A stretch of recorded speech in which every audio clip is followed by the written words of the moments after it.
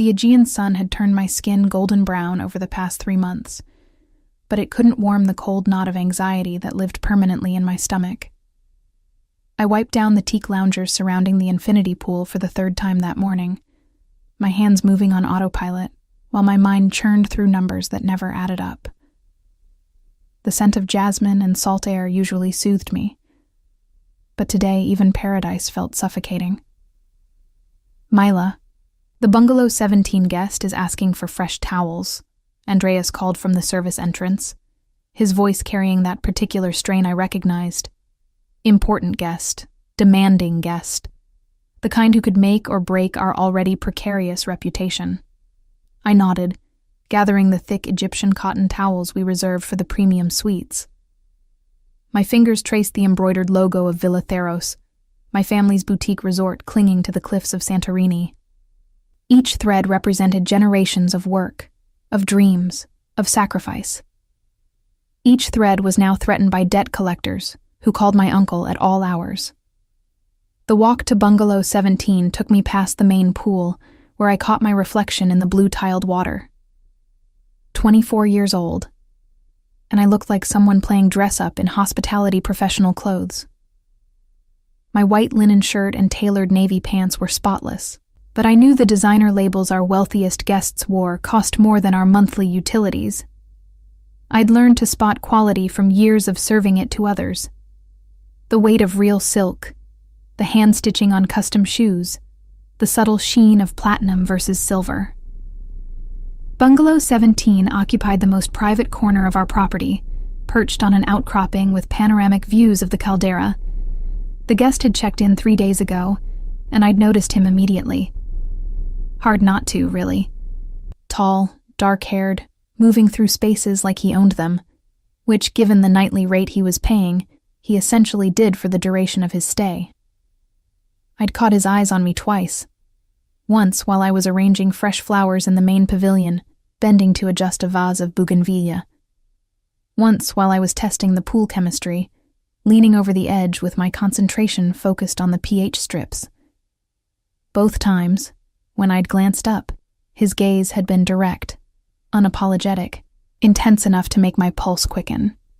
I'd looked back, let my eyes linger just a fraction too long, smiled with just a hint of challenge. It was harmless, I'd told myself. A small rebellion against the suffocating propriety of my position, the weight of family obligation, the monotony of each identical day in paradise.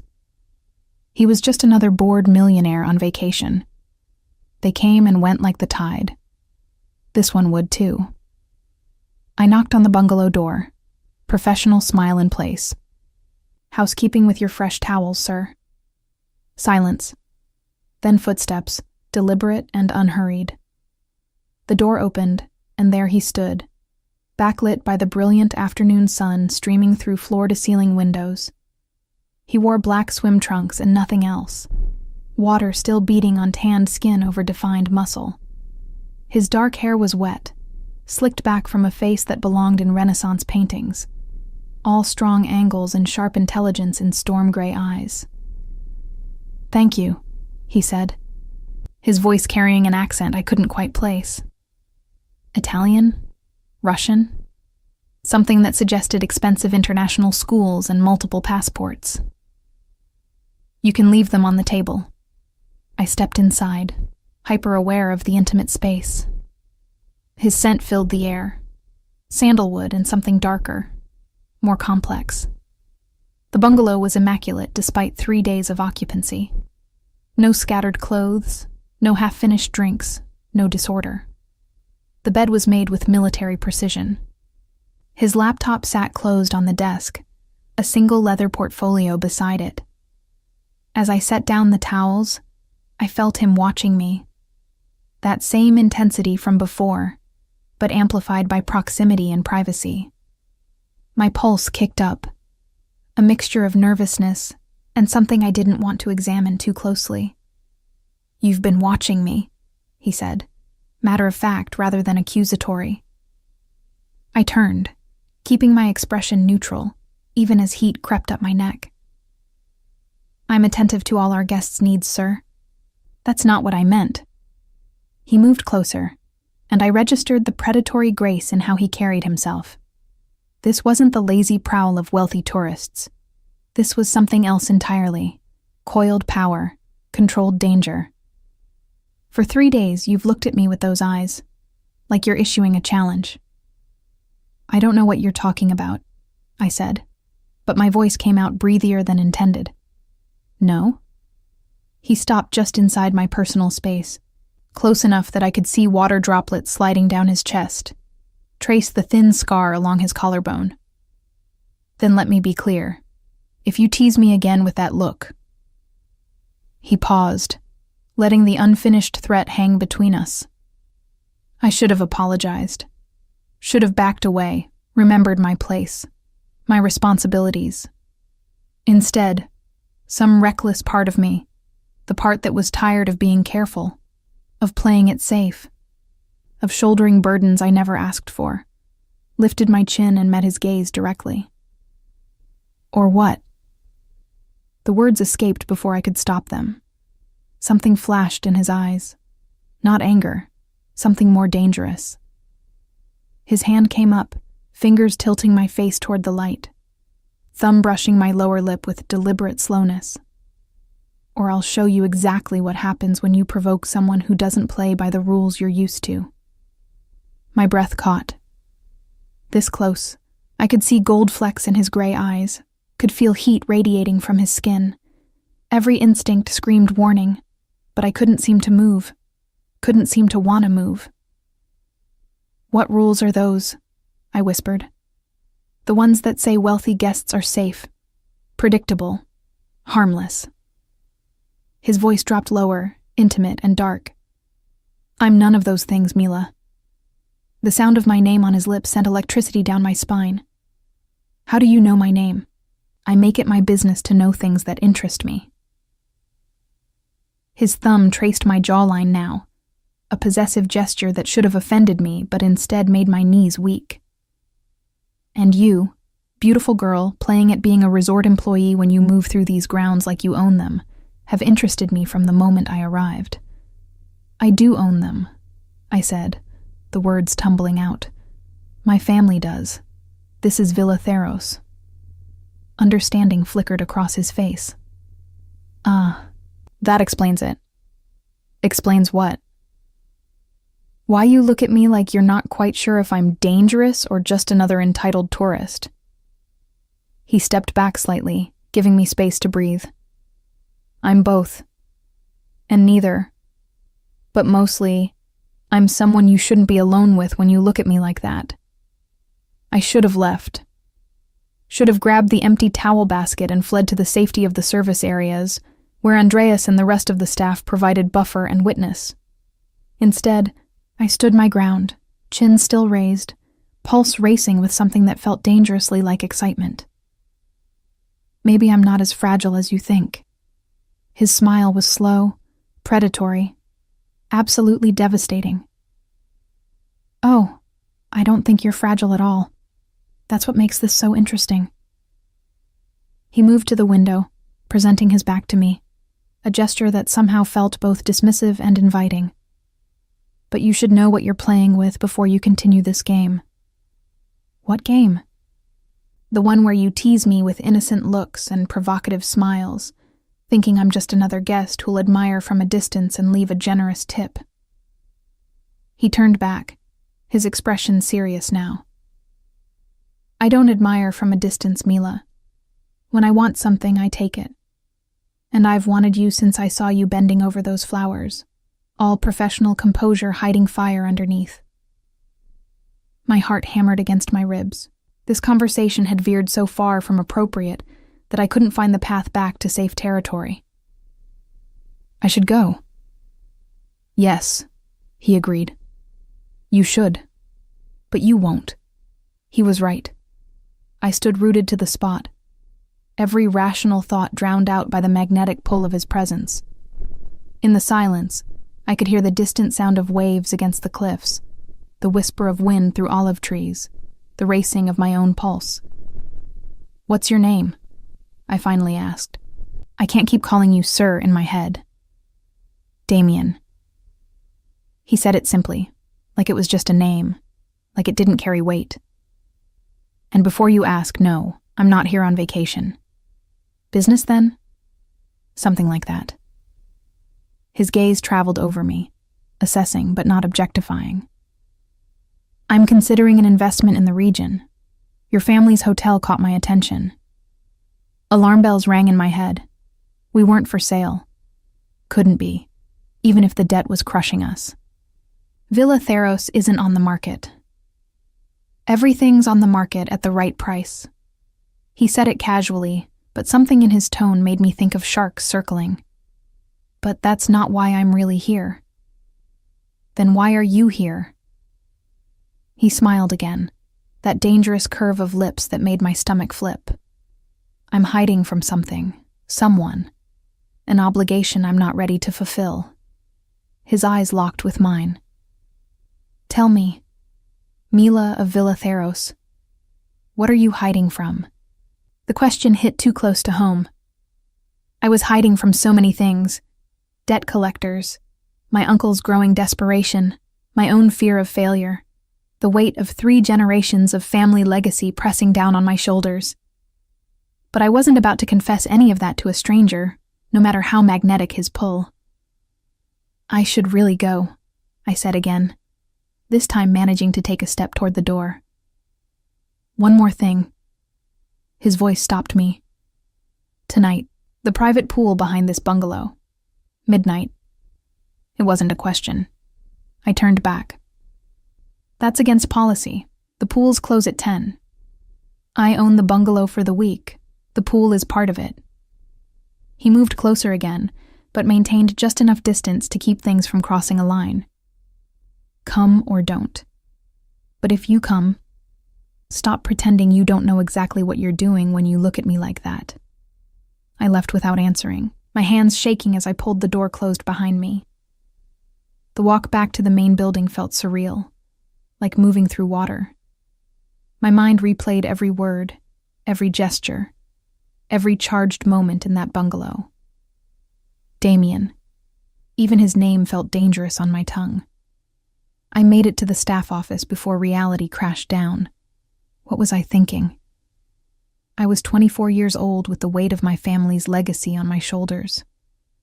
We were drowning in debt that my uncle refused to explain, our reputation hanging by a thread, and I was flirting with a mysterious guest who radiated danger like heat. Everything okay with 17? Andreas asked, glancing up from the reservation system. Fine, I managed.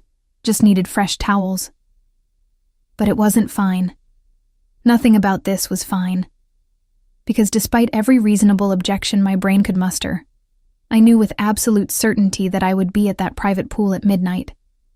I spent the rest of the day in a fog of anticipation and dread, going through motions of checking in guests, coordinating with kitchen staff, reviewing the accounts that showed our steady decline into financial catastrophe. The numbers blurred. My uncle Stavros called twice, his voice tight with the strain of secrets he wouldn't share. I avoided his calls, unable to bear another cryptic conversation about temporary setbacks and necessary sacrifices. As sunset painted the caldera in shades of gold and rose, I stood on the terrace overlooking the water and thought about choice. About the difference between the life I was supposed to want, safe, predictable, rooted in tradition and obligation, and the reckless hunger stirring in my chest every time I thought about storm-gray eyes and dangerous smiles. Midnight approached like an inevitability. I changed out of my work clothes into a simple white sundress, telling myself I was just going for a walk. Just clearing my head. The private pool glowed turquoise in the darkness, lit from beneath the water. Damien stood at the far end, still shirtless, looking out over the black expanse of sea and sky. He turned as I approached, and the smile that curved his lips held both triumph and something softer. I wasn't sure you'd come, he said. I wasn't sure either, I admitted. He closed the distance between us in 3 strides, and suddenly his hands were framing my face, his eyes searching mine with an intensity that stole my breath. Last chance to run, he whispered. Because if you stay, if you let me kiss you, I won't be one of those guests who tips generously and disappears. I'll be something much more complicated. My heart pounded so hard I could barely hear my own voice. Maybe I want complicated. His kiss was anything but gentle. It was claiming, possessive, exactly as dangerous as his warning promised. I melted into it, into him, every careful boundary I'd constructed around myself dissolving in the heat of his mouth on mine. When we finally broke apart, both breathing hard, he rested his forehead against mine. "You have no idea what you've just started," he said. But as his hands tangled in my hair and pulled me back into another searing kiss, I thought maybe I did. Maybe I'd been starting it for 3 days, every time I let my gaze linger just a moment too long. The question was whether I had the courage to see it through to whatever dangerous, inevitable conclusion waited at the end. The morning after the pool found me moving through my duties in a daze. My lips still felt swollen from Damien's kisses, my skin still remembering the heat of his hands. I'd left his bungalow at 3 a.m, stumbling back to my small apartment above the main office with my dress wrinkled and my mind spinning. Now, serving breakfast on the main terrace, I felt his eyes on me before I saw him. He sat at a corner table, phone pressed to his ear, speaking rapid Italian that sounded like orders rather than conversation. When our gazes met, he didn't smile. Just watched me with an intensity that made my hands shake as I poured coffee for the German couple at table 6. "That gentleman has been asking about you," Andreas murmured, appearing at my elbow with a tray of fresh pastries. His voice carried concern I didn't want to examine. "Says he wants to discuss a private dinner arrangement." My stomach flipped. "What kind of arrangement?" "He wants you to serve, just you, in his bungalow tonight." Andreas frowned. I told him we don't typically do private service for individual guests, but he was very insistent, said he'd pay triple rate. Of course he did.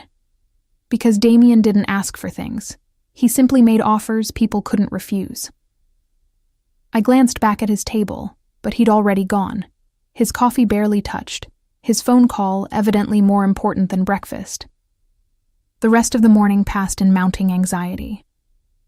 I tried to lose myself in work, inventory of linens, coordination with the landscaping crew, review of next week's reservations that showed too many empty rooms. But my mind kept returning to the private pool, to the way Damien had backed me against the tiled edge and kissed me like he was claiming territory. "You have no idea what you've just started," he'd said. He was right. I didn't.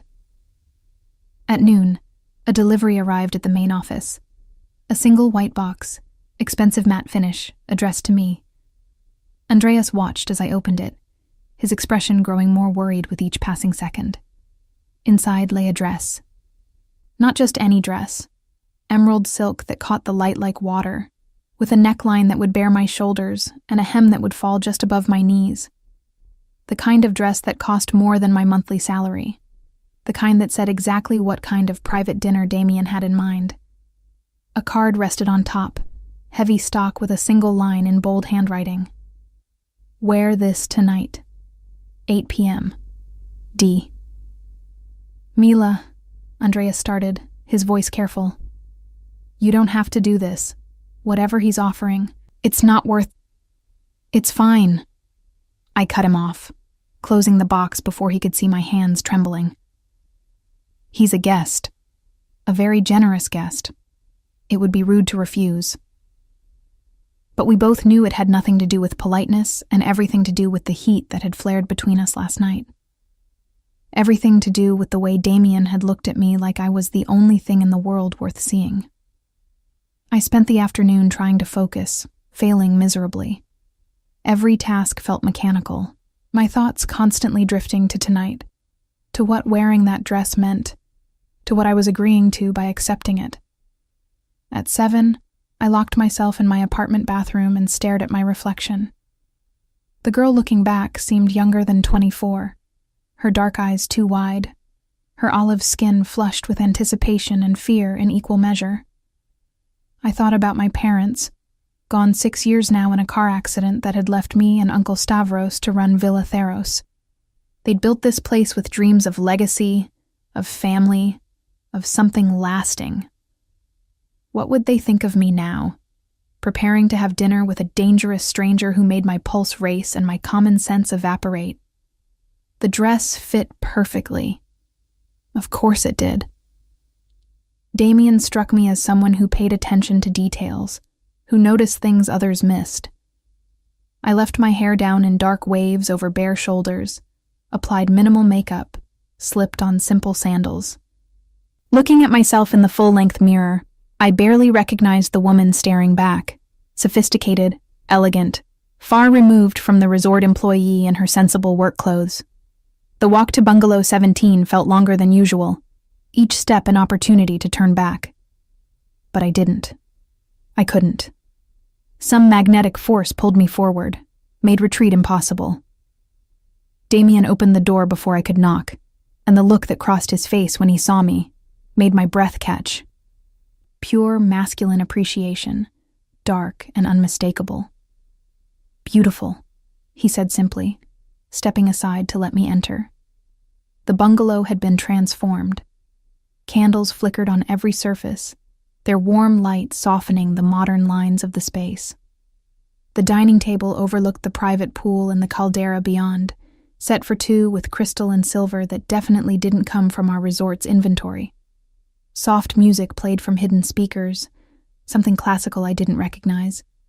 "This seems like a lot of trouble for a simple dinner," I managed, my voice steadier than I felt. "Nothing about you is simple, Mila." He moved to pour wine, something red and undoubtedly expensive. "And I wanted you in an environment where we could talk, really talk, without you running away every time I get too close to something real." "I don't run away." His smile was knowing. "You've been running your whole life. From grief, from responsibility, from anything that might crack that careful control you maintain." He handed me the wine, his fingers brushing mine deliberately. I recognize it because I do the same thing. I took a sip, the wine rich and complex on my tongue. "You don't know anything about me." "I know more than you think." He gestured to the table, and we sat. "I know Villa Theros has been in your family for 3 generations. I know your parents died when you were 18, leaving you and your uncle to keep it running. I know you're drowning in debt that doesn't make sense given your occupancy rates and revenue." Ice slid down my spine. "How do you know that?" "Because I had you investigated." He said it calmly, like it was the most natural thing in the world.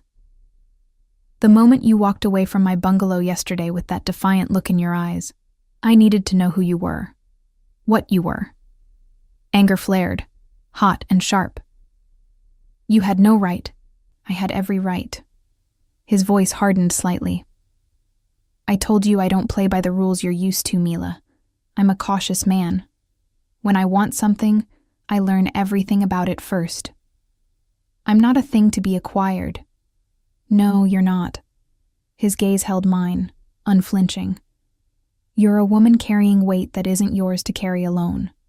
And I'm someone who might be able to help with that weight. If you let me." The food arrived then. Room service I recognized as coming from the resort's premium menu. Dishes I'd helped plan but rarely tasted. Damien must have ordered hours ago, planned this entire evening down to the last detail. We ate in tense silence for several minutes, the clink of silverware loud in the charged space between us. Finally, I set down my fork. "What do you want from me?" "Honesty, to start." He leaned back, wine glass balanced in long fingers. "Tell me about the debt. Tell me why a property as successful as Villa Theros is on the verge of foreclosure." "We're not," I started, then stopped. "Because we were." The calls my uncle received, the hushed conversations, the way he'd started drinking more, sleeping less. All signs of a crisis he refused to explain.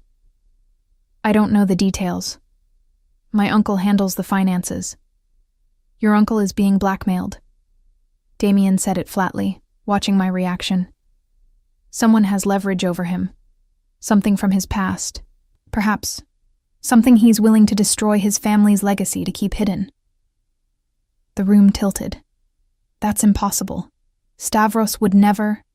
Stavros is human, and humans do desperate things when threatened with exposure. Damien set down his glass. I can help you. I can make whatever's holding him disappear. But I need something from you in return. There it was, the transaction I'd sensed from the beginning. Nothing was free, especially not from men like Damien. What? 6 months? I need you to be my fiancé for 6 months. I stared at him, certain I'd misheard. Your what? My family. He paused, choosing words carefully. My family has certain expectations. Traditional expectations about marriage, about alliances. They've arranged something I have no intention of honoring, but I need time to extract myself without causing a war. A war. I repeated the word slowly. What kind of family has wars over marriages? His smile was cold, the kind you don't want to know about. The kind that makes your uncle's blackmailer look like an amateur. He stood, moving to the window, his profile sharp against the dark sea beyond. I need someone who can play the part. Someone intelligent, beautiful, from a respectable family. Someone who has as much to lose as I do if this arrangement fails. My mind raced, trying to process. This is insane. You don't even know me. I know enough. You're loyal, resourceful, protective of what's yours. You don't fold under pressure. He turned back to face me. And there's chemistry between us that can't be faked. My family will believe it because it's real. Nothing about this is real, I protested, but my voice wavered. Because the attraction was real. The electricity crackling between us every time we were in the same room was real. Isn't it? He moved closer, crowding into my space deliberately. Tell me you don't think about last night. Tell me you didn't feel something shift when I kissed you. I couldn't. We both knew I couldn't.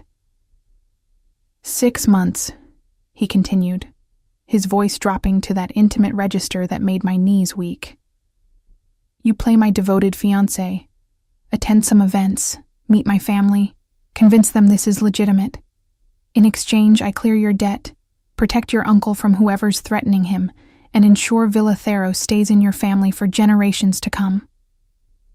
It sounded too good to be true, which meant it absolutely was. And after 6 months? After 6 months, we stage a quiet breakup. You keep everything I've given you, the cleared debt, the protection, your family's legacy secured. We go our separate ways. I moved away from him, needing space to think. The terrace beckoned, and I stepped out into the night air, feeling it cool against my heated skin. Behind me, I heard Damien follow. Why me? I asked without turning. You could hire an actress, someone experienced in deception. Why a hotel owner from Santorini? Because you're not an actress. You're real. My family can smell fake from a mile away. His hand settled on my bare shoulder, warm and possessive. And because I want you, Mila. This arrangement gives me an excuse to have you, at least for a while. The honesty in his admission stole my breath. I turned to face him, searching his expression in the candlelight spilling from inside. What aren't you telling me? What makes this arrangement so dangerous that you need to warn me about wars and families?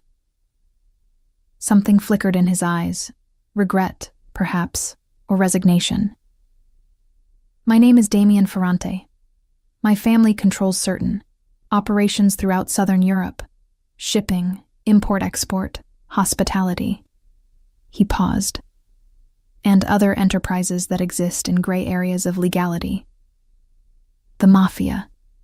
He was talking about the Mafia, I should have run. Should have thanked him for dinner and fled back to my safe, complicated, debt-ridden life. Instead, I heard myself ask, and the arranged marriage? Joins two families, creates an alliance that strengthens both. His jaw tightened. The woman they've chosen is perfectly suitable. From the right background, raised to be a mafia wife. She'll give me the appropriate image, the correct heirs, the strategic advantage my father wants. But you don't want her. I don't want to be another piece moved around a chessboard. His hands framed my face, thumbs stroking my cheekbones with devastating gentleness. I want to make my own choices. For once in my life, I want something that's mine because I chose it, not because it was expected or arranged. I understood that feeling more than I wanted to admit. My entire life had been shaped by expectation, taking over Villa Theros, maintaining family legacy, sacrificing personal dreams for collective responsibility. If I say yes, I started carefully. What would it involve, specifically? You'd move to my estate in Italy. We'd announce our engagement publicly. You'd attend family events at my side, play the role of devoted fiancé. He released my face but caught my hands instead. You'd share my bed. My pulse jumped. That wasn't part of the deal you outlined. It's a necessary part. My family will expect it. We'd need to maintain the appearance of a genuine relationship. His thumb traced circles on my wrist, right over my racing pulse. But I'm not a monster, Mila. I won't force you into anything you don't want. If you need time, I want you. I cut him off, the admission escaping before I could cage it. That's what terrifies me. I've known you 3 days, and I want you more than I've wanted anything. His smile was triumphant and tender at once. Then say yes. Let me solve your problems while you solve mine. 6 months, that's all I'm asking. And if I develop real feelings? If this becomes more than an arrangement?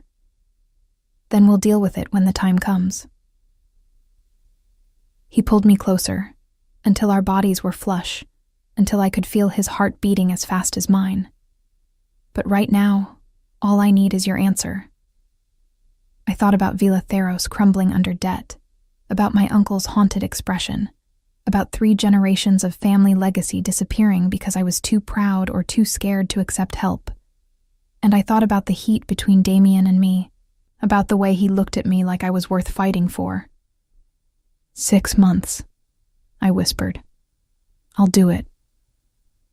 His kiss was answer and celebration, claiming and promise. When he lifted me into his arms and carried me toward the bedroom, I didn't protest, didn't run, didn't do any of the sensible things I should have done.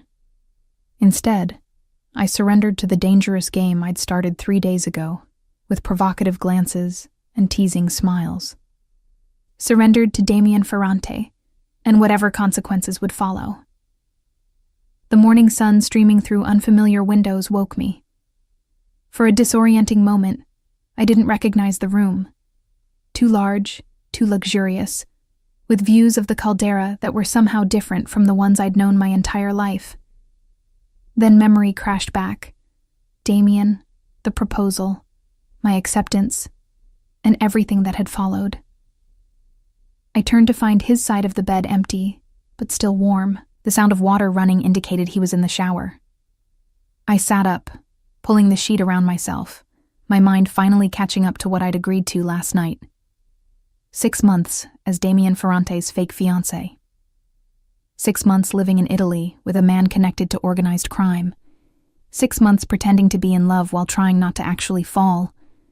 The bathroom door opened, releasing a cloud of steam. Damien emerged with a towel wrapped around his hips, water still beating on his chest and shoulders. Seeing him in full daylight was different from last night's candlelit intensity. No less devastating, but somehow more real. "Good morning," he said, his voice carrying warmth that seemed at odds with the calculating businessman who'd outlined our arrangement. "I ordered breakfast. Should arrive in 20 minutes. I nodded, suddenly shy in a way I hadn't been when his hands were on my skin hours ago. I should get back to my apartment. People will notice I'm missing. Let them notice. He crossed to the closet, pulling out clothes with the casual confidence of someone accustomed to being watched. Andreas already knows you're here. I had him clear your schedule for the day. Irritation flared. You can't just rearrange my life without asking. I can when it's part of our agreement. He pulled on dark slacks, then turned to face me. We need to establish some ground rules, Mila. Starting with the fact that from this moment forward, your schedule, your appearance, your public behavior, all of it reflects on me. On us. The casual possessiveness in his tone should have angered me more. Instead, it sent an unwelcome thrill down my spine. I haven't signed anything yet. We don't have a formal agreement. No? He moved to the desk, retrieving a leather portfolio I recognized from my first visit to his bungalow. Then let's fix that.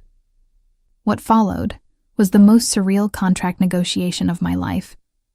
We sat on the terrace, breakfast spread before us, while Damien outlined terms in clinical detail. Villa Theros's debt, nearly 2 million euros apparently, would be cleared within the week. My uncle's blackmailer would be handled through means Damien didn't elaborate on. In exchange, I would relocate to his estate outside Florence, maintain the appearance of a committed relationship, and accompany him to all necessary family and social functions. What about Villa Theros? I asked, scanning the typed pages he'd produced. I can't just abandon it. You won't. Andreas is more than capable of managing day-to-day operations. I'll arrange for a financial advisor to ensure the property remains profitable. He sipped his coffee, watching me over the rim. You'll visit monthly to maintain presence. That's standard for engaged couples when one partner has business commitments elsewhere. It was all so calculated, so transactional. Yet beneath the business-like negotiation, I felt the pull of last night's passion, the memory of his hands and mouth making promises his words carefully avoided.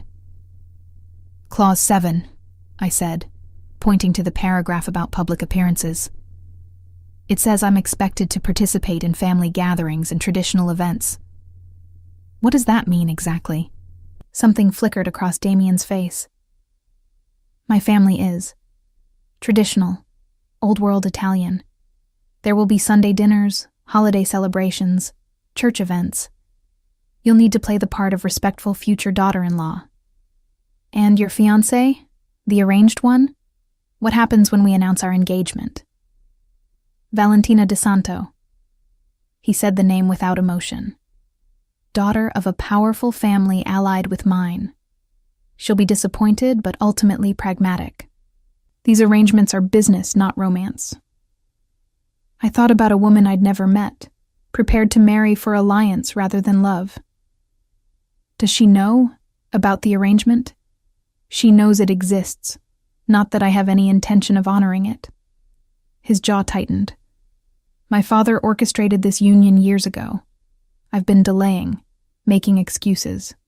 You're my exit strategy. The clinical phrasing stung, even though I had no right to expect romantic declarations. This was business. I needed to remember that. How do we explain our whirlwind romance? People will be suspicious. We met in Santorini. I was immediately captivated. You were hesitant, but ultimately couldn't resist my considerable charm. His smile was self-deprecating. It's close enough to the truth to be believable. We spent the next hour refining details, adjusting language, ensuring both our interests were protected. Damien had thought of everything. Separate bank accounts, exit clauses, provisions for if either party wanted out, early. It should have reassured me. Instead, it made the whole arrangement feel more hollow. Finally, he pushed the contract across the table. Read it thoroughly. Take your time. I won't rush you into signing something you don't understand. I appreciated the consideration, though it didn't ease the surreal feeling of negotiating my own romantic arrangement. As I read, I became increasingly aware of what was missing. Any mention of emotional boundaries, of what happened if one of us developed real feelings, of how we'd handle the inevitable complications.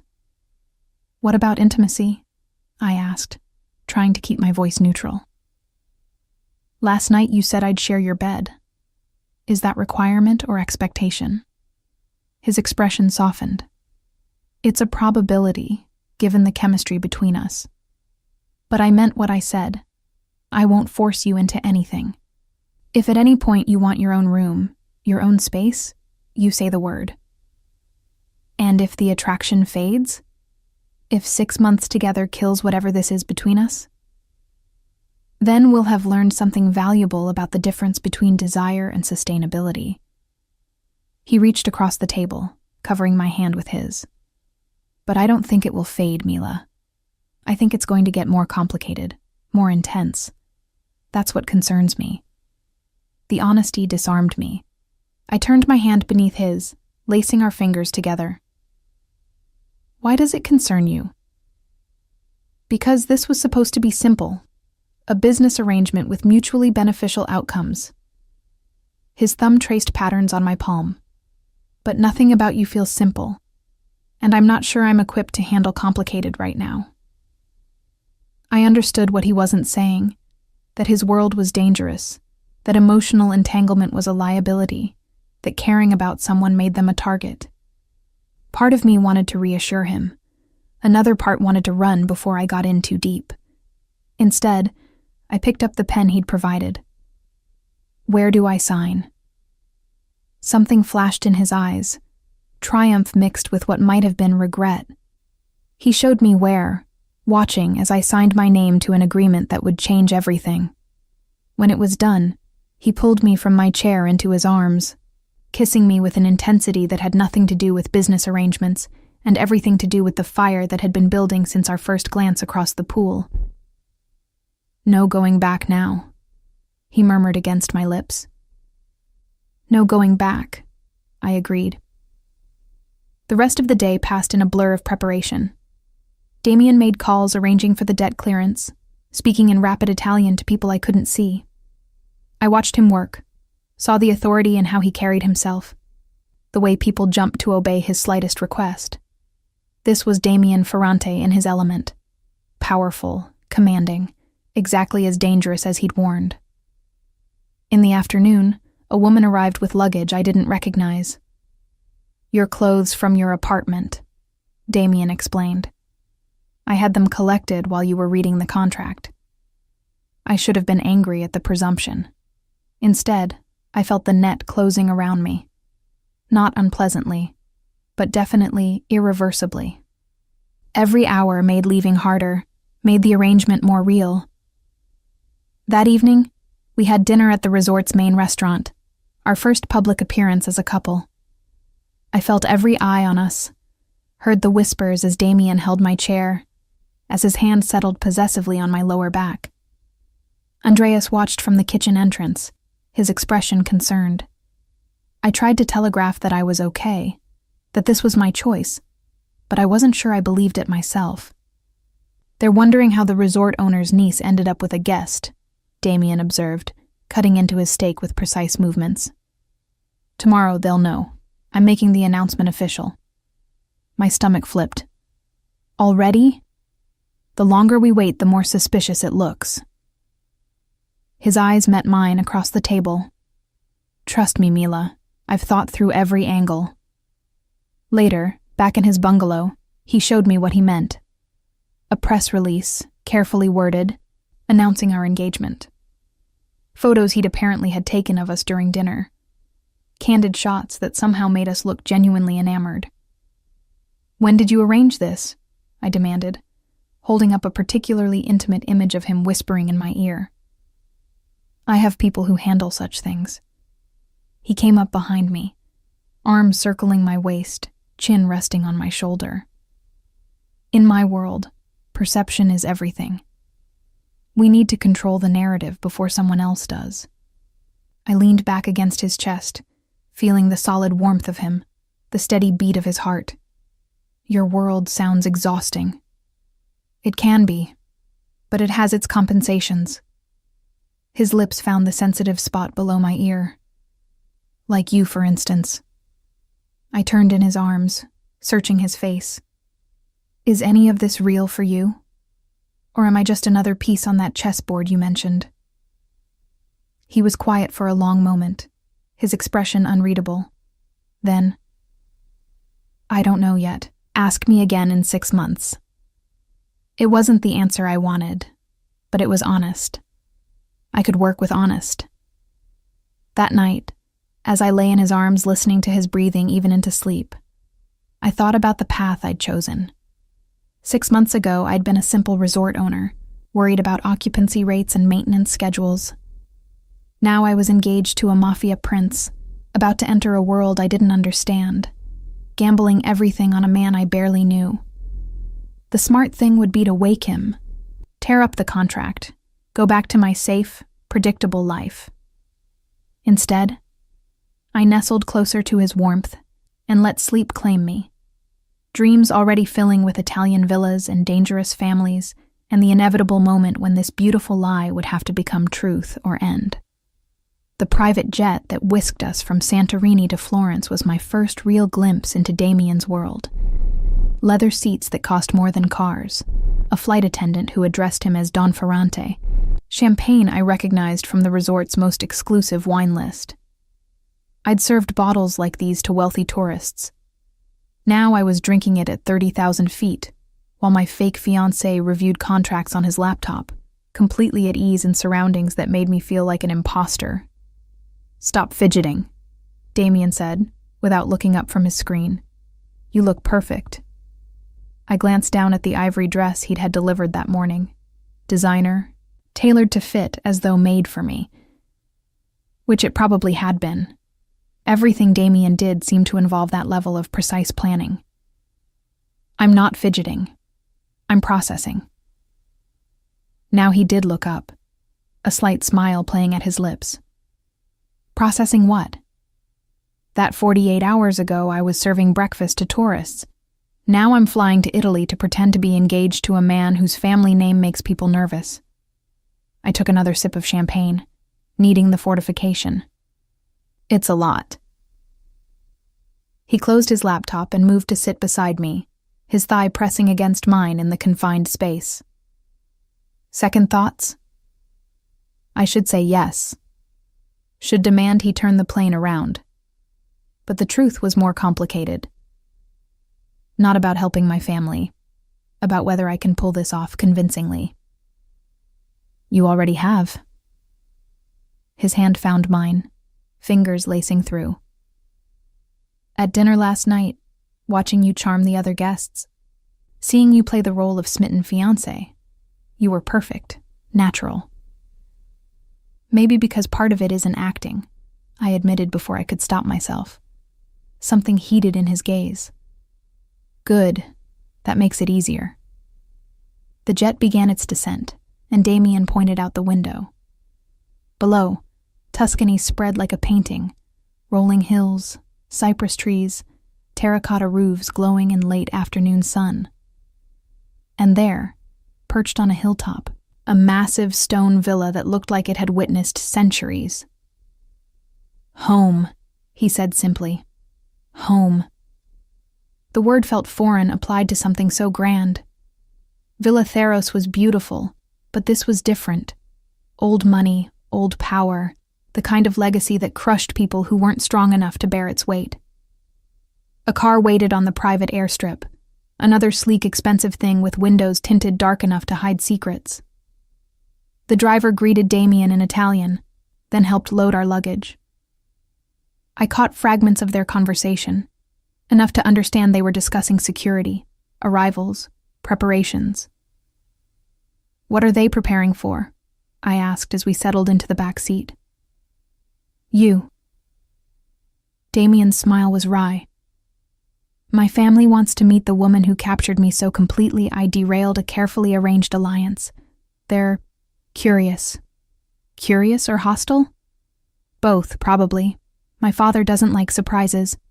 My mother will reserve judgment until she decides whether you're suitable. His hand found my knee, steady and reassuring. Just be yourself, the version you were last night. Confident, charming, clearly devoted to me. The drive up to the villa was deliberately slow, giving me time to absorb the grounds. Formal gardens, marble fountains, statuary that belonged in museums. Staff appeared as we approached, moving with practiced efficiency to handle luggage. Open doors generally demonstrate that this household ran like a well-oiled machine. And then there were the guards, discreet but unmistakable, positioned at strategic points, their jackets tailored to conceal weapons I knew were there. This wasn't just a home. It was a fortress. "Damien!" A woman appeared in the massive doorway, early 50s, elegant in the way Italian women seem to manage effortlessly, her sharp eyes assessing me in seconds. "Finally. We were beginning to think you'd invented this mysterious fiancé." "Mama." Damien kissed both her cheeks, then drew me forward. "This is Mila Theros. Mila, my mother, Francesca Ferrante." I extended my hand, but Francesca pulled me into an embrace instead, kissing both my cheeks in the European manner. Up close, I caught her scent, expensive perfume, subtle and classic. Her eyes, when she pulled back, were intelligent and probing. "So you're the girl who has my son breaking contracts and defying his father." Her English was perfect, barely accented. "You must be extraordinary." I started, but Damien's hand at my lower back stopped me. "She is," he said firmly. "Shall we go inside?" The drive was long.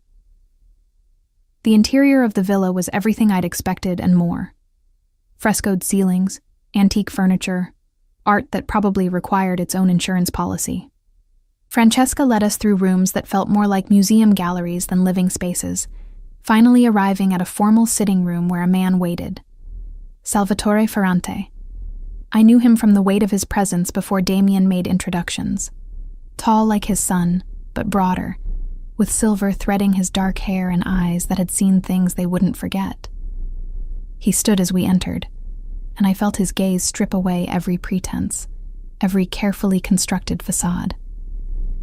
"Papa," Damien said, his voice cooler than it had been with his mother. "This is Mila." "Miss Theros." Salvatore's handshake was firm, brief, calculated. "Welcome to our home. My son tells me you swept him off his feet in Santorini."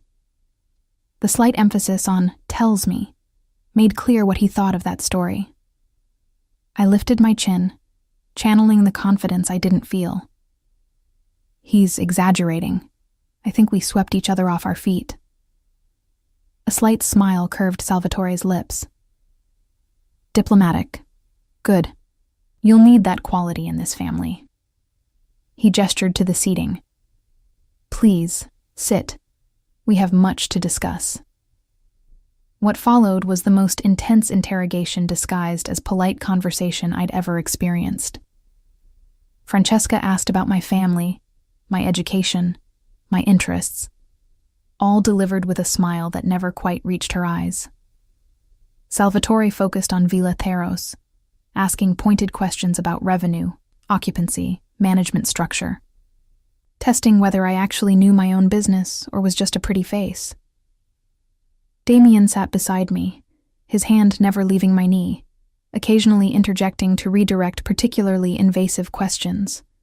But mostly he let me handle it, watching to see if I could hold my own. I thought of the contract I'd signed, of what was at stake, and summoned every ounce of poise I possessed. I spoke knowledgeably about the hospitality industry, about maintaining family legacy while adapting to modern markets. I deflected personal questions with humor, gave just enough detail to seem authentic without revealing too much. "Your family has owned the property for how long?" Salvatore asked, leaning back with an expression I couldn't read. 3 generations. My great-grandfather built it from nothing. My parents expanded it before they died. Now it's mine to protect. I met his gaze steadily.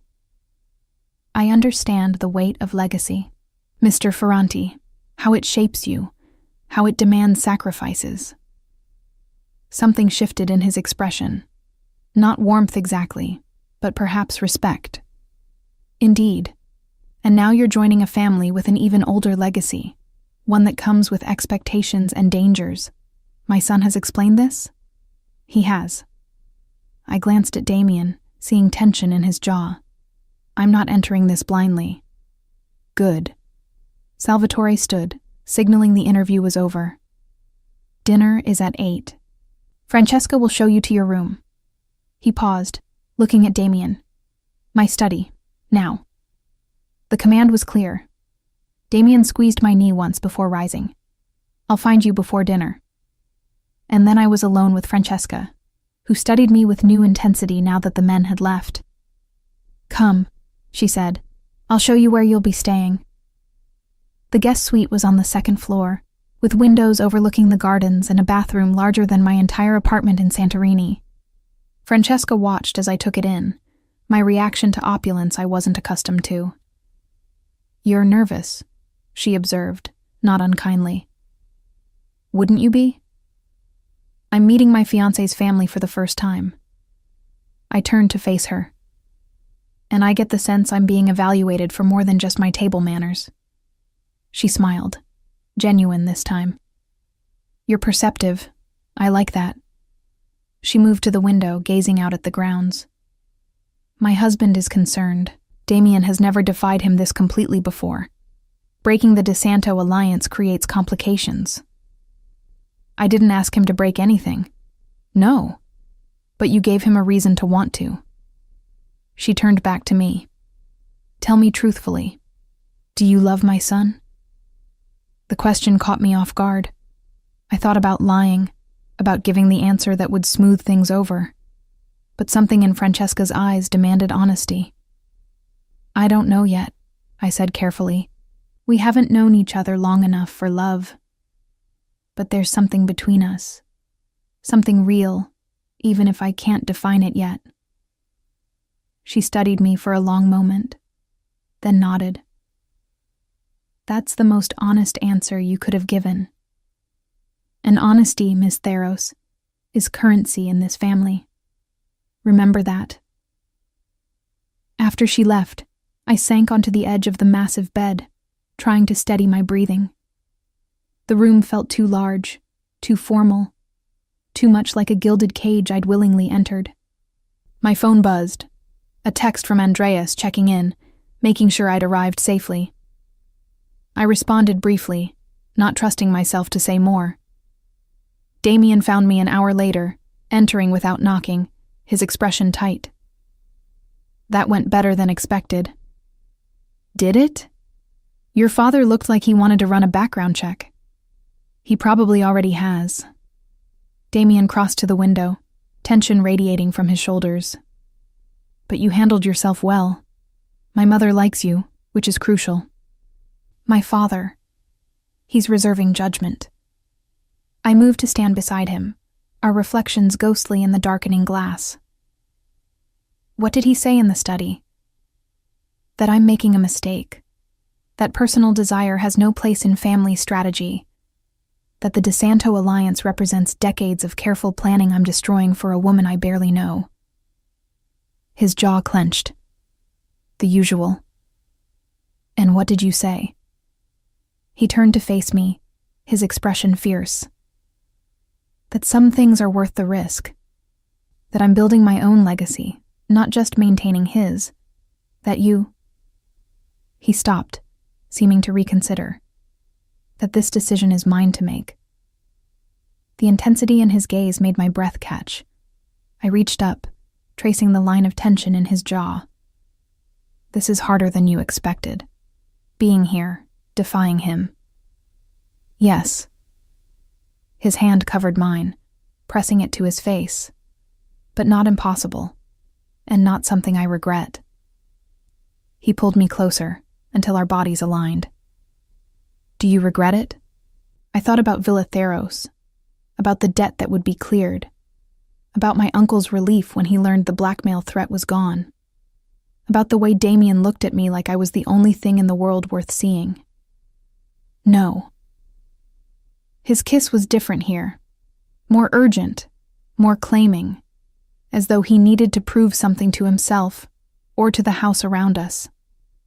I melted into it, into him, letting the heat between us chase away doubts and fears. When we broke apart, both breathing hard, he rested his forehead against mine. Dinner will be a production, more family arriving, formal settings, everyone watching to see if we're legitimate. His hands framed my face. Just stay close to me. Let me handle the difficult questions. I can handle myself. I know you can. But tonight, let me protect you. Please. The vulnerability in that request undid me. I nodded, and we stood there as darkness fell over Tuscany, holding each other while the weight of expectations and legacy pressed down from all sides. Dinner was exactly as promised. A production. Long table, formal settings, more Ferrantes than I could track. Damien's sisters with their husbands, cousins, associates whose exact relationship to the family remained deliberately vague, all watching me with varying degrees of curiosity and suspicion. I sat at Damien's right hand, his fingers occasionally finding mine beneath the table, steadying me through courses of food I was too nervous to fully taste. Conversation flowed in Italian, sometimes translated for my benefit, sometimes left deliberately opaque. I caught references to business deals, territory disputes, names mentioned with respect or contempt. "So tell us," one of Damien's cousins said, switching to English mid-conversation. "How exactly did you capture our Damien's attention? He's usually so focused on business." All eyes turned to me. Damien's hand tightened on mine, but I smiled, channeling every performance skill I'd developed working hospitality. "I think he captured mine first," I said smoothly. "He has this way of looking at you like you're the only person in the room. Hard to resist."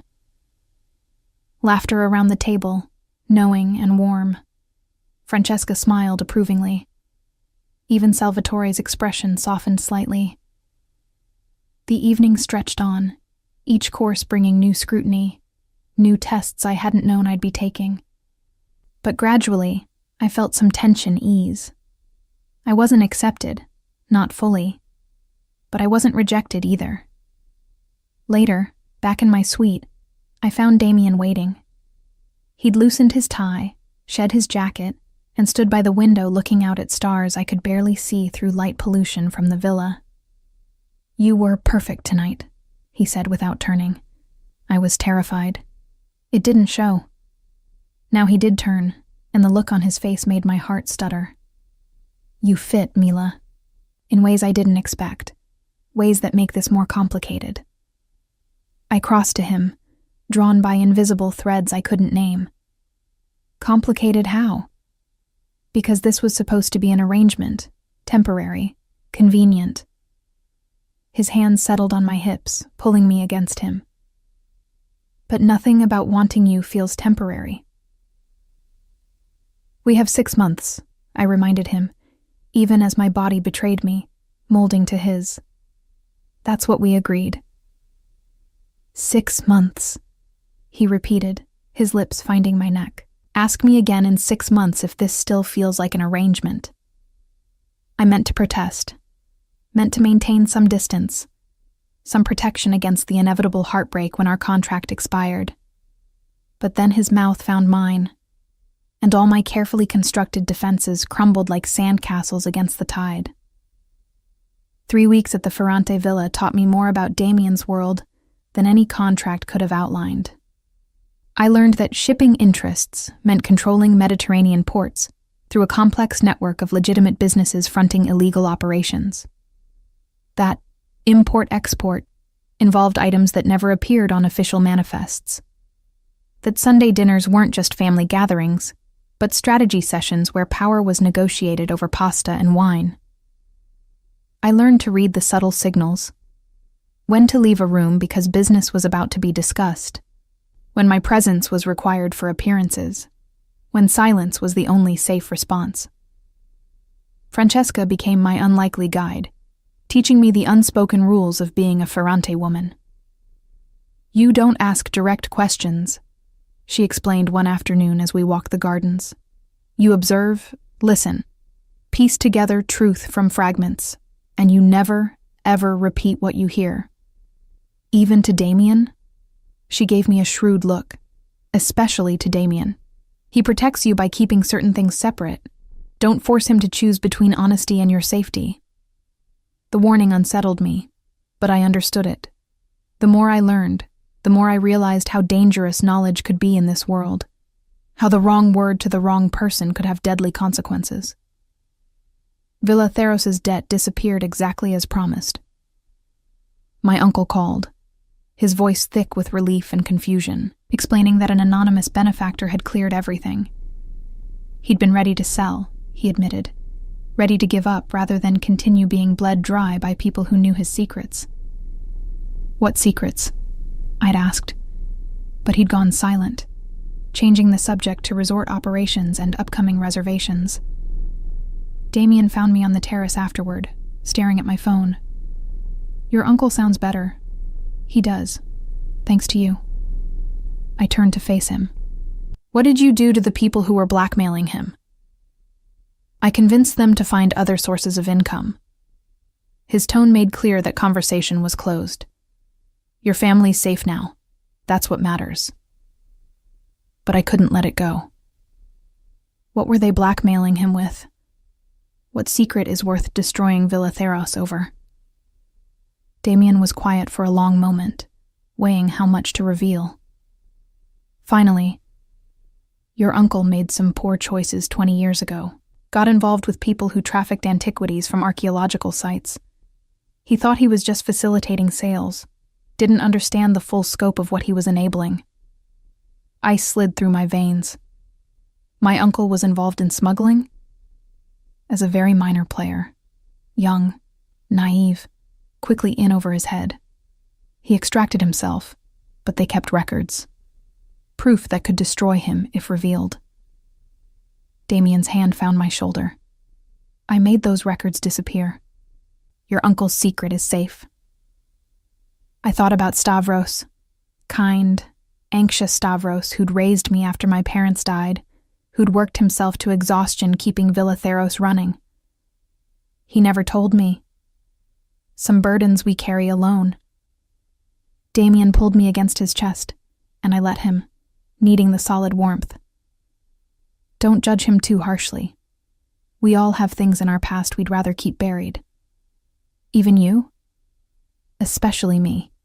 His arms tightened. But you don't need to know those things, Mila. The less you know, the safer you are. But I was learning anyway, piecing together truth from overheard conversations and Francesca's careful lessons.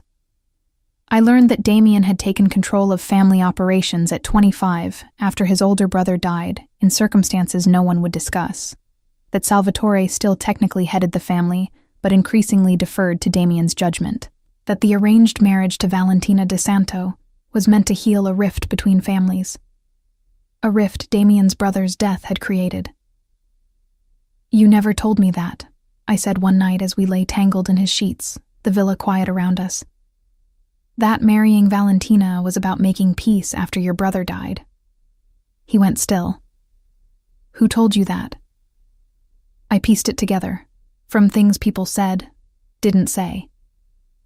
I propped myself on one elbow, studying his profile in the darkness. Your brother was killed by the De Santos? Possibly, probably. We could never prove it.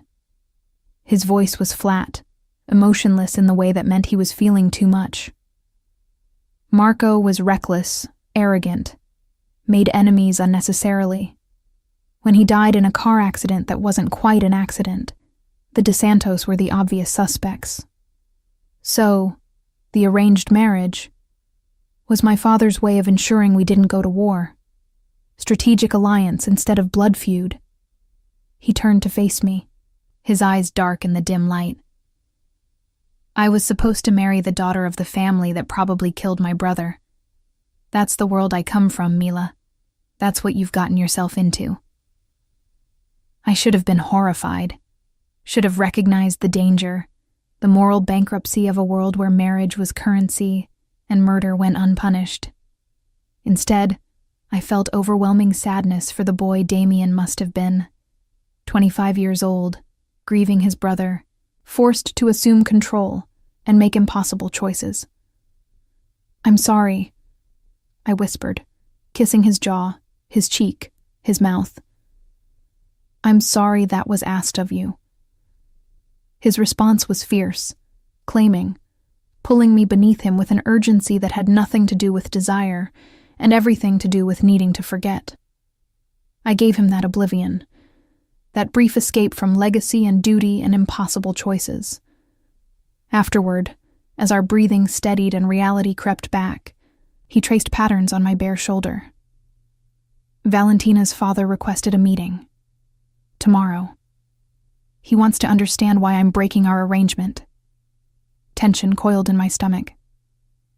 "Is that dangerous?" "Potentially. He's angry, feels disrespected." Damien's voice was thoughtful. "I need you there. Need him to see that this isn't a casual decision, that you're worth breaking alliances over." "What if I'm not?" The question escaped before I could stop it. "What if 6 months from now, when this arrangement ends, you regret choosing me over peace with the DeSantos?" He rolled to face me fully, his expression fierce. "You really think this is still just an arrangement? Isn't it? We signed a contract. 6 months, then we're done." That contract was insurance, a way to give us both an exit if this didn't work. His hand cradled my face with devastating tenderness. "But it's working, Mila. Better than I expected, better than I deserve, and I'm starting to think 6 months won't be nearly enough." My heart stuttered. "Damien. I know. Too soon, too fast, too complicated. But I can't keep pretending this is temporary when everything in me wants to make it permanent." His thumb traced my lower lip. "Can you honestly say you don't feel the same?" I couldn't. We both knew I couldn't.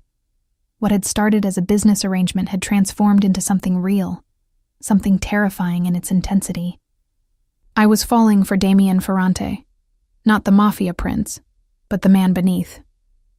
The one who held me at night, who listened when I talked about Villa Theros, who looked at me like I was worth fighting for. "I feel it," I admitted. "But that doesn't change the reality of what happens when this arrangement ends. When I go back to Santorini and you stay here and marry someone my father chose?" He shook his head. "That's not happening. Not anymore. You've ruined me for convenient alliances, Mila Theros." The meeting with Antonio DeSanto took place in a private room at an exclusive restaurant in Florence. Damien brought me, along with his father and 2 bodyguards who waited discreetly near the entrance. I wore another designer dress, this one deep burgundy, with Damien's hand possessive at my lower back as we entered. DeSanto was older than Salvatore, with silver hair and eyes like chips of ice. His daughter Valentina sat beside him, beautiful in a practiced way, her expression carefully neutral as she assessed me. The woman I'd displaced without ever meeting. "Damien." DeSanto's greeting was formal, cold. "And this must be the reason for your sudden change of heart." "Mila Theros," Damien introduced me, his voice carrying an edge of warning. "My fiancé." I extended my hand, which DeSanto took briefly, perfunctorily. Valentina didn't offer hers at all, just continued her silent assessment. We sat, ordered food no one would eat, engaged in the elaborate dance of polite conversation, masking hostility. DeSanto asked questions designed to expose me as unsuitable, about my family, my business, my understanding of what marrying a Ferrante entailed. "I understand enough," I said when he pressed particularly hard. "I understand that power comes with costs. That family means sacrifice. That the world Damien inhabits is dangerous." I met his gaze steadily. "But I also understand that some things are worth the risk." "Love?" Valentina spoke for the first time, her voice carrying subtle mockery. How romantic. How naive.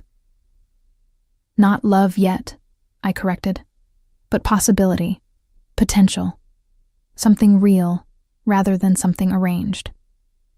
I glanced at her, seeing calculation in her eyes rather than heartbreak. I'm sorry if that disappoints you, but I can't apologize for being chosen when you were assigned. Silence fell over the table. Damien's hand found my knee under the table, squeezing once. Approval or warning, I couldn't tell. Salvatore looked almost amused. DeSanto's expression had gone carefully blank. You have spirit, he finally said. I'll give you that. But spirit doesn't protect you from consequences, Miss Theros. Breaking alliances creates enemies. I'm aware. I kept my voice steady, despite the threat underlying his words. But I'm here anyway. That should tell you something about my commitment. What followed was tense negotiation between Salvatore and DeSanto, with Damien occasionally interjecting about how to handle the broken arrangement. Financial compensation was discussed, alternative alliances proposed, face-saving measures outlined. Through it all, I sat silent, letting the men conduct their business while Valentina studied me with eyes that promised this wasn't over. When we finally left, Damien's tension was palpable. He said nothing during the drive back to the villa, his jaw tight, one hand clenched in a fist on his thigh. Did I make it worse? I finally asked. No. He turned to me, expression softening. You were perfect. Strong without being disrespectful. DeSanto expected you to cower, to be easily dismissed. Instead, you held your ground. Pride colored his voice. You're more than I deserve, Mila Theros. That night, lying in his arms, I let myself imagine a future beyond 6 months. Waking up beside Damien in this villa, learning to navigate his world, maybe even finding my place in it.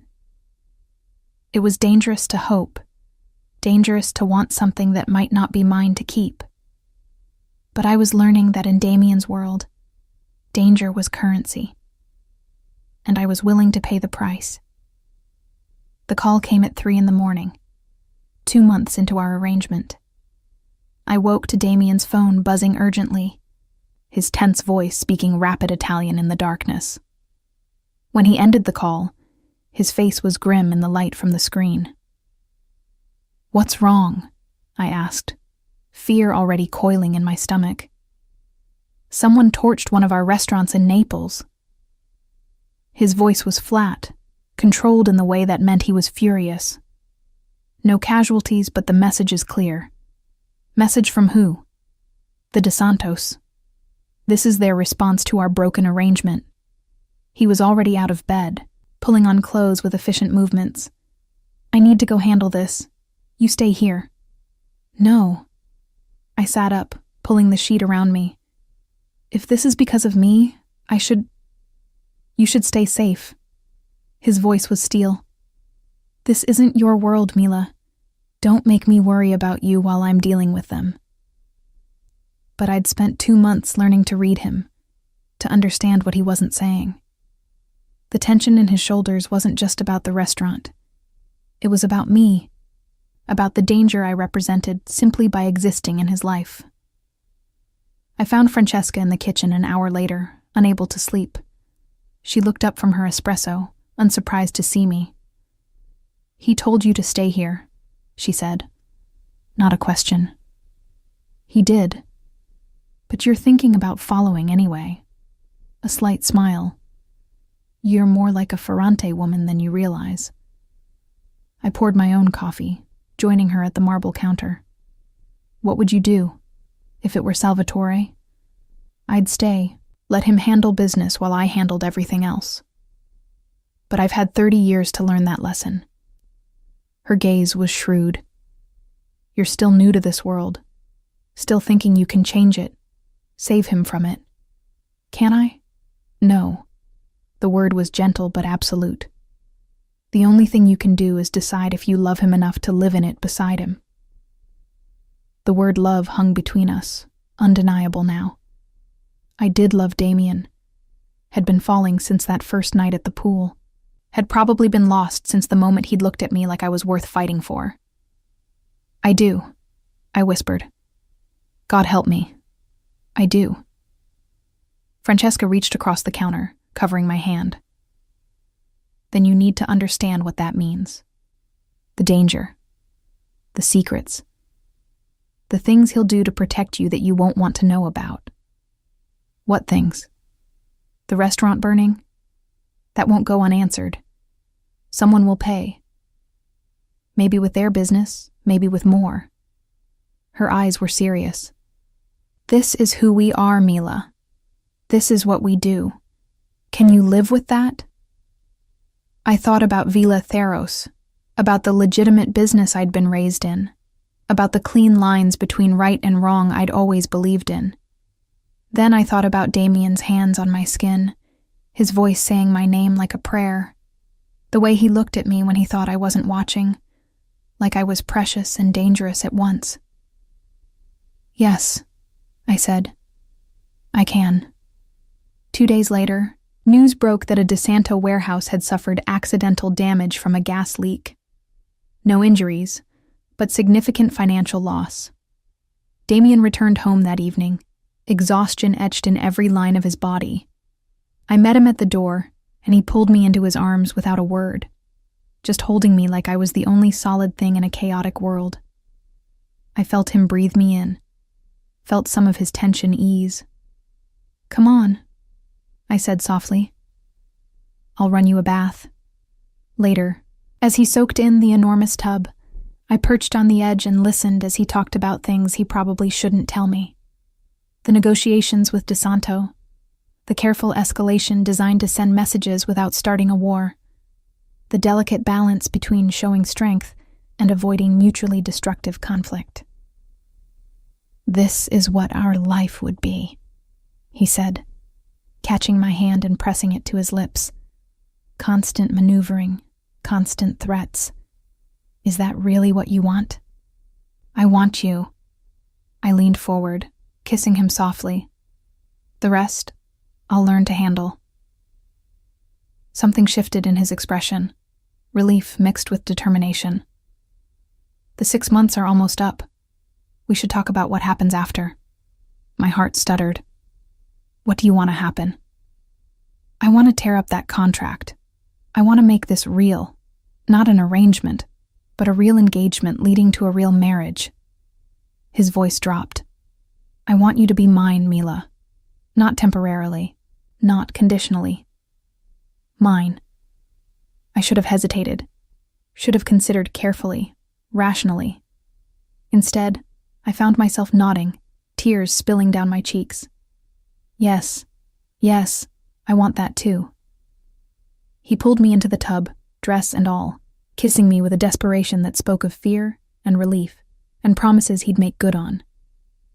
We made love surrounded by water and candlelight, sealing our choice with bodies and breath, and words neither of us could take back.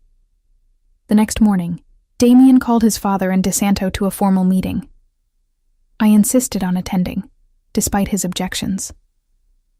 This concerns me too, I argued. I should be there. It could be dangerous. If DeSanto decides to make a statement, then I'll be right beside you when he does. I lifted my chin, using the stubbornness he claimed to find both frustrating and endearing. We're partners now, real partners. That means I don't hide while you handle the dangerous parts. His smile was equal parts proud and exasperated.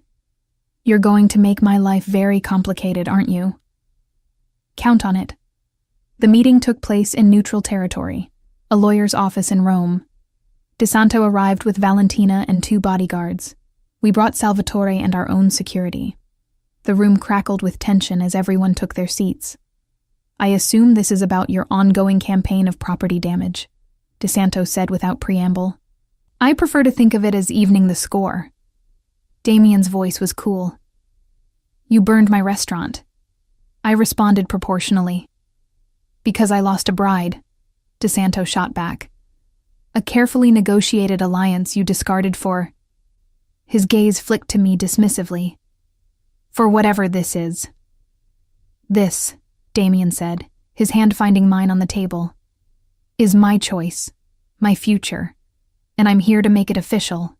He produced a document, a formal dissolution of the arranged marriage contract, with financial compensation far exceeding what was owed. DeSanto read it slowly, his expression unreadable. You're buying your way out, he observed. I'm settling our obligation honorably, protecting both families from further conflict. Damien's voice was steady. I know what this alliance meant. I know what it cost to arrange. This compensation reflects that. Salvatore leaned forward. We're also proposing an alternative arrangement, a trade agreement that benefits both our operations without requiring a marriage alliance. Economics over biology. What followed was complex negotiation I only partially followed. Shipping routes, port access, percentage splits on various ventures. Gradually, I saw DeSanto's resistance soften. The money helped, but the alternative alliance was what sealed it. Finally, after hours of discussion, DeSanto signed the dissolution papers. You're making a mistake, he said to Damien. Choosing passion over strategy never ends well. Perhaps. Damien's thumb stroked my hand. But some mistakes are worth making. As we left the building, relief made me lightheaded. It was done. The arrangement was dissolved, the DeSantos compensated, peace maintained, and Damien and I were free to build something real. 6 months after our arrangement began, we stood on the terrace of the Ferrante villa and burned the contract.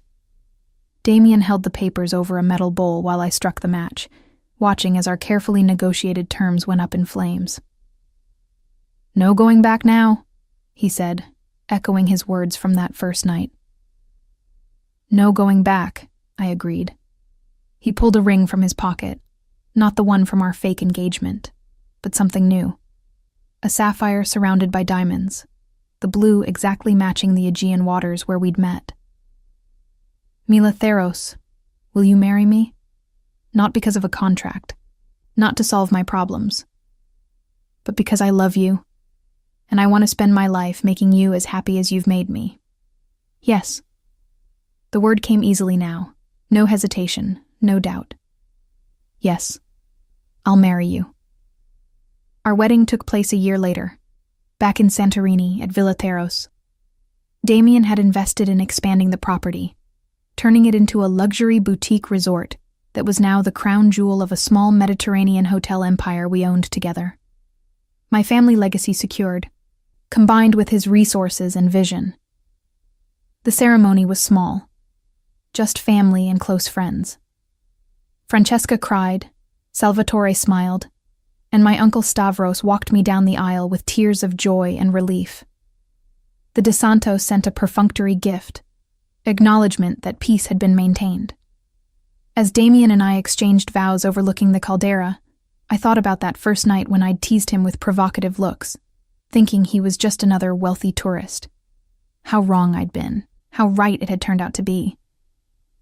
I love you, he whispered as he slid the ring on my finger. My fierce, stubborn, perfect wife. I love you too, I whispered back. My dangerous, protective, impossible husband. The celebration lasted into the night, dancing and laughter and champagne flowing freely. But my favorite moment came later, when Damien and I slipped away to the private pool where it had all begun.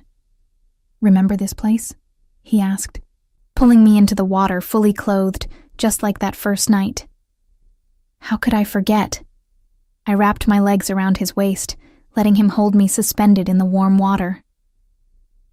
This is where you warned me about provoking you. And you did it anyway. His smile was wicked and tender at once. Best decision I never wanted you to make. We stayed there until dawn, making promises and plans and love in the place where our story began. No longer an arrangement, no longer temporary. Just us, real, permanent, and worth every risk we'd taken to get here.